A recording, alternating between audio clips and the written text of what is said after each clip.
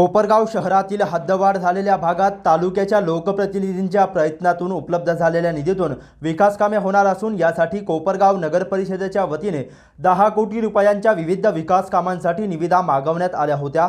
परंतु या निविदा प्रक्रियेत घोळ झाले असल्याची जोरदार चर्चा ठेकेदार वर्गासह नागरिकांमध्ये सुरू असून 2 नामांकित ठेकेदाराचे टेंडर बिलो असून सुद्धा त्यांचे टेंडर रद्द करण्यात आल्याची चर्चा आहे। तसेच एका विशिष्ट ठेकेदारावर पालिका अधिकाऱ्याने प्रेम दाखवल्याने उलटसुलट चर्चांना उधाण आले असून नगर परिषदेत प्रशासक राजवटीमध्ये चाललंय तरी काय असाच प्रश्न आता नागरिकांना पडला आहे।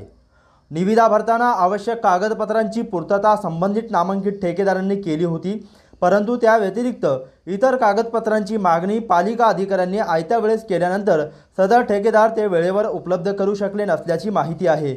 आपल्या मर्जीतील कंत्राटदारांना लाभ मिळवून देण्यासाठी नगर परिषदेतील संबंधित अधिकाऱ्यांनी हा डाव आखला का असा प्रश्न असून कमी कंत्राटदारांमध्ये स्पर्धा निर्माण करण्याची पूर्ण काळजी घेतली असल्याचे निदर्शनास येत असून या प्रकारामुळे नगर परिषदेचे प्रचंड आर्थिक नुकसान होण्याची शक्यता निर्माण झाली आहे।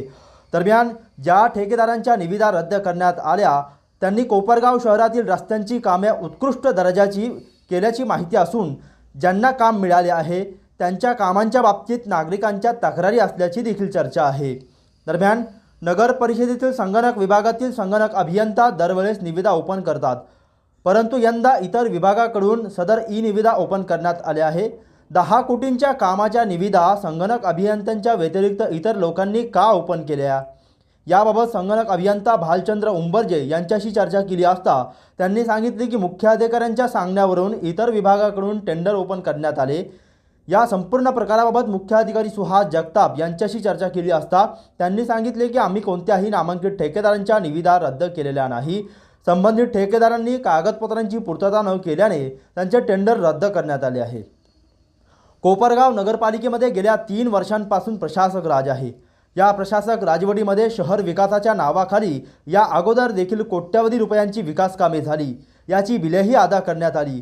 अशी बरेच कामे झालेले आहे की ज्यामध्ये मोठ्या प्रमाणात अव्वाची सवा खर्च करून भ्रष्टाचार करण्यात आल्याचे आरोप काही सामाजिक कार्यकर्त्यांनी केलेले आहे। सभागृह विसर्जित असल्यामुळे पालिका प्रशासकावर कुठल्याही प्रकारचे बंधन नसल्याने प्रशासक आपल्या मर्जीतील ठेकेदारांना कामे देऊन कोट्यवधी रुपयांचा मलिदा ठेकेदारांचे नावे पुढे करून लाटतात का असा देखील प्रश्न प्रशासक राजवट चालू झाल्यापासून भेडसावत आहे। ज्या शहर विकासासाठी लोकप्रतिनिधींनी आपल्या कार्यकाळामध्ये कोट्यवधी रुपयांचा निधी आणून शहरातील वर्षानुवर्ष प्रलंबित असलेल्या विकास कामांचा प्रश्न मार्गी लावण्याची लालसा उराशी बाळगली, मात्र दुसरीकडे प्रशासनातील अधिकाऱ्यांवर वचक नसल्याचे निदर्शनास येत असून अधिकारी याचाच फायदा घेऊन मिळालेल्या कोट्यवधी रुपयांची निकृष्ट व थातुरमातुर कामे करून बिले काढतात। परिणामी ही केलेली कामे 2-3 महिन्यांमध्येच खराब होण्यास सुरुवात होते। आता ही सर्व परिस्थिती पाहता स्थानिक लोकप्रतिनिधी आणि वरिष्ठ अधिकारी लक्ष घालून चौकशी करून दोषी असणाऱ्या अधिकाऱ्यांवर कारवाई करणार का फक्त नेहमीप्रमाणे आमचे बारीक लक्ष आहे, निकृष्ट कामे करणाऱ्यांना काळ्या यादीत टाकू अशी बोळवण करून वेळ मारून नेणार याकडे आता जागरूक नागरिकांचे लक्ष लागलेले आहे। प्रतिनिधी मोबिन खान, माय न्यूज, कोपरगाव।